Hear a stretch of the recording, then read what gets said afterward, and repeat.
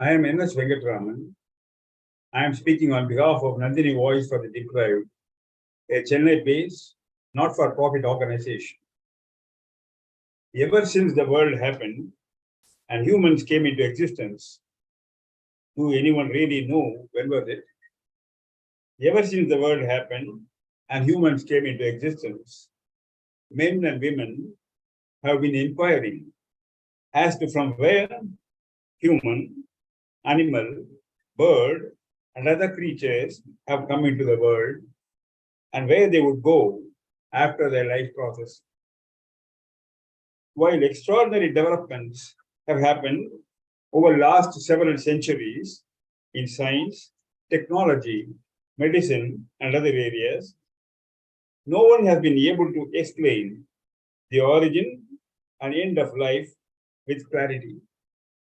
Scientists may say that humans and animals happen due to chemical reaction in the womb of the mother, and humans and animals and other creatures disappear due to the decay of their cells in the body. This explanation is just a materialistic way of explaining away. This explanation is in a vacuum, as it does not explain the fundamental factors. Having seen this, now let us see how multiple religions view this scenario and what kind of advocacy that they provide.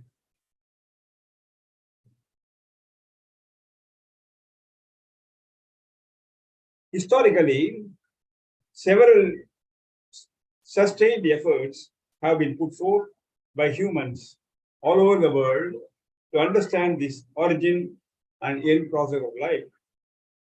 As a result, several religions have sprung up all over the world that were founded by deep thinkers who have tried to find an answer to this vexed question of origin and end of life. In their thought process, they evolved their own theories and postulations and propagated them.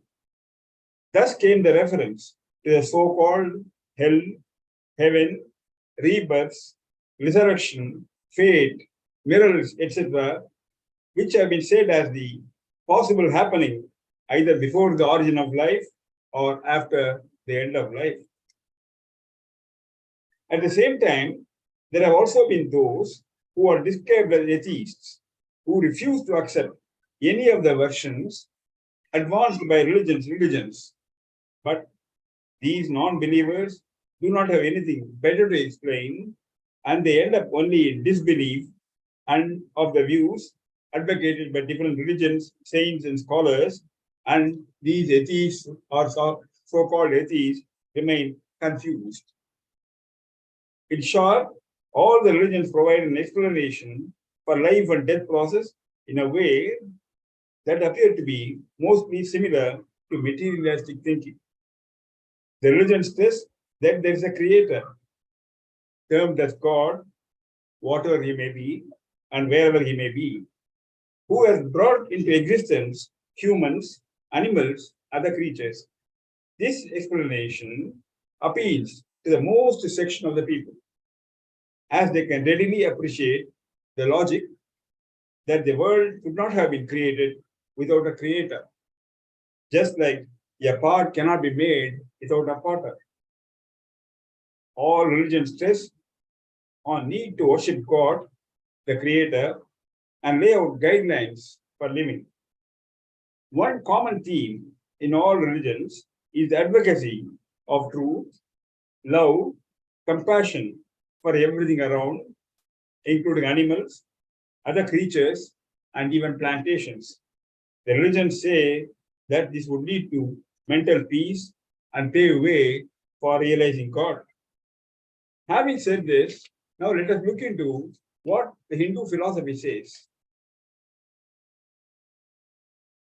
A dispassionate analysis of various religious doctrines, which have several things in common, would lead one to the conclusion that the Hindu philosophy comes nearest to offer an explanation for the origin and end process of life that may not still be fully explained, but may leave most people with a level of half clarity and half understanding. The Hindu philosophy covers several aspects of human life, devising a way of living for people that would enable them to live in peace in lifetime and perhaps move nearer to realization of God. Yoga is a practice evolved by Hindu saints from historical times. Yoga is a preparatory exercise for meditation that can ultimately lead to the state of such mental bliss known as ananda, which is the stage that Hindu religion asks everyone to strive to achieve. Hindu philosophy is widely recognized and accepted as the oldest thought process evolved by humans, which have been subsequently and continuously refined and perhaps even modified by several great philosophers and saints like Adi Shankara, Ramakrishna Paramahamsa, Bhagavan Ramana Maharshi, and others. Adi Shankara fine-tuned the Hindu philosophy and evolved Advaita concept, stating the two terms Jivatma, which is otherwise known as individual soul, and Paramatma, the ultimate state, and which are explained as really not different and are one and the same in essence. Adi Shankara says that the ultimate objective of human life should be to achieve a state where Jivatma would unify itself with Paramatma, both of which are in the inner self of humans. Adi Shankara composed Upadesha Panchakam, containing 5 verses that point out the ways and means of great path to truth, which is the state of realization of Paramatma. The last verse points out to quietening one's mindset towards Supreme Lord Paramatma. Ekanta Sukham Asyatam, which means happiness is in solitude. This is what Adi Shankara says. Aham Brahmasmi is a core philosophy in Advaita Vedanta, indicating absolute oneness of Atman with Brahman, Paramatma. Now, in recent years, in living memory, Bhagavan Ramana Maharshi, one of the greatest saints that the world has seen, spoke eloquently on the subject and asked everyone to introspect, who am I? Bhagavan Ramana Maharshi also espoused the Advaita philosophy and asked people to meditate to realize, who am I? That would ultimately lead to bliss in the mindset, which is said to be the ultimate stage of realization of God in oneself. According to Hindu religion, as one goes deeper within, the true self is discovered and get connected to the cosmic consciousness.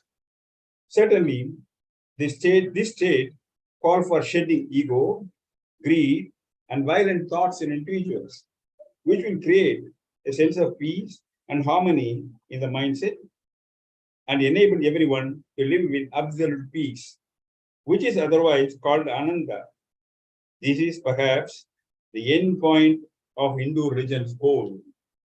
Having seen this, let us look into this certain genuine queries that can arise in the mind of everyone.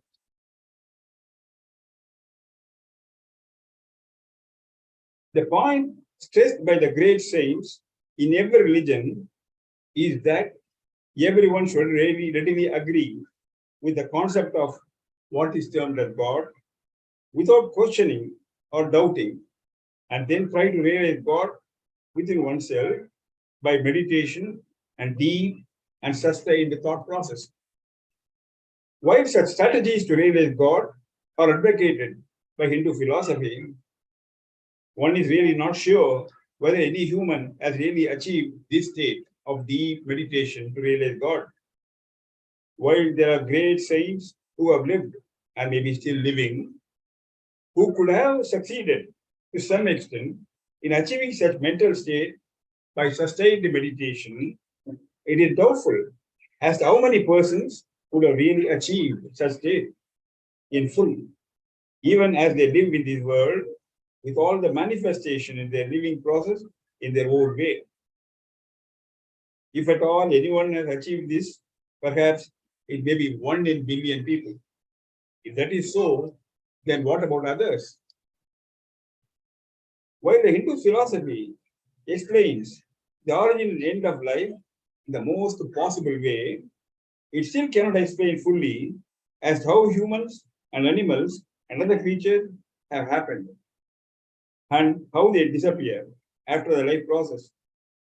To explain this, vague statements such as rebirth, resurrection, etc., have been put forth, which one can genuinely disbelieve and disagree.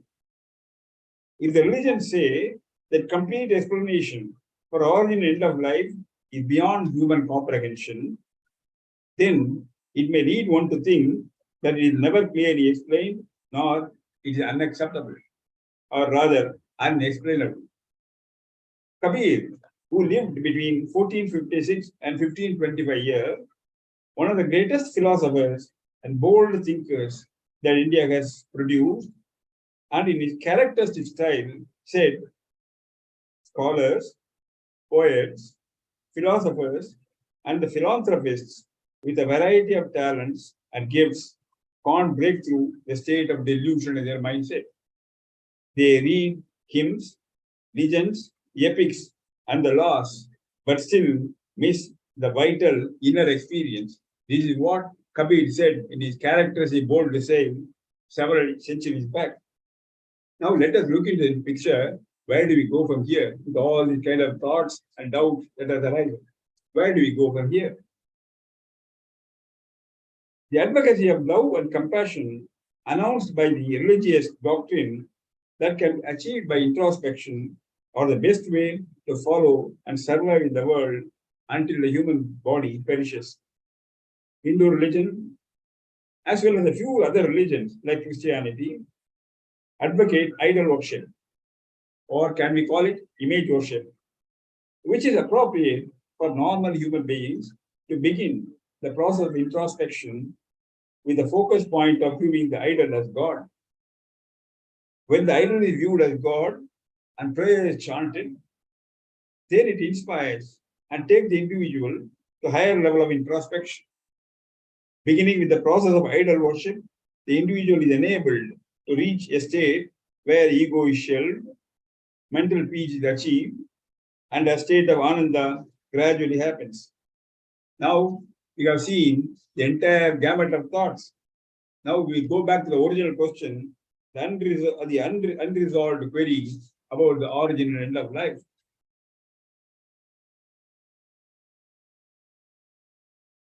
Aldous Huxley, a famous thinker, said, using our limited intelligence, we think that we have the answers and clues to everything and every issue. Aldous Huxley made this bold statement several years back.